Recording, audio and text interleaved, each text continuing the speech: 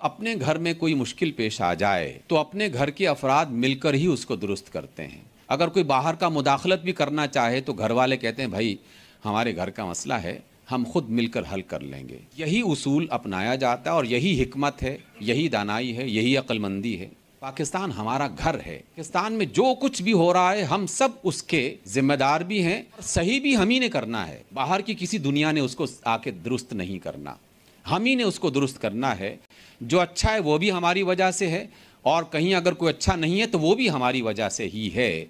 اس لیے جو اچھا ہے اس کو پروموٹ کیا جائے، اور جو اچھا نہیں ہے اس کو کم کرنے کی کوشش کی جائے، اور اس میں سب سے پہلے تو ہمیں اپنا کردار سب سے پہلے اس کو ادا کرنے کے بارے میں سوچا جائے گا تو بات درست ہو جائے گی۔ میں اپنے کسی تنظیم، اپنے کسی گروہ، اپنے کسی کام، اپنے کسی ساتھیوں کے درمیان میں رہتا ہوں تو مجھے ان کے درمیان میں اس بہتری کو لانا ہے۔ آپ اپنے گروہ، اپنی جماعت، اپنے مسلک، اپنے کسی کے ساتھ وابستہ ہیں، آپ نے وہاں کی اصلاح کرنی ہے، اور بالآخر نتیجتاً سب مل کر اکٹھے ہو جائیں گے اور ایک ہو جائیں گے۔ اگر اختلاف کی وجہ ختم کرنی ہے تو میں نے اور آپ نے مل کر ہی ختم کرنی ہے۔ نفسیات کا ایک بنیادی اصول ہے کہ جو بات، جو خبر، جو جملہ مسلسل ذہنوں میں ڈالا جاتا رہے، انسانی نفسیات خود بخود اس کے مطابق بننا شروع ہو جاتی ہے۔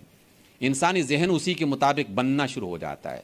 یہ جو کہا جاتا ہے نا کہ ناموں کا اثر شخصیت پر ہوتا ہے، اس کی بنیادی وجہ یہ ہے کہ وہ نام مسلسل دن میں کئی بار سنتا ہے تو اس نام کا جو معنی ہے، اس معنی کی تاثیر اس کی شخصیت پر آنا شروع ہو جاتی ہے۔ ہمارے ہاں ایک بیماری کو پھیلایا گیا جان بوجھ کر، میڈیا نے اس میں بطور خاص ایک بنیادی کردار ادا کیا کہ ملک میں جہاں جہاں کوئی خرابی، کوئی گناہ، کوئی جھگڑا، کوئی ایسی فساد کی بات ہے، فساد موجود ہے، اس سے کوئی شخص انکار نہیں کر سکتا، لیکن اپنے گھر کے فساد کو دن رات مسلسل لوگوں کے درمیان میں اچھالتے رہنا اور مسلسل رسوائی کے ذریعہ بنتے رہنا، یقیناً یہ ایک سوالیہ نشان ہے۔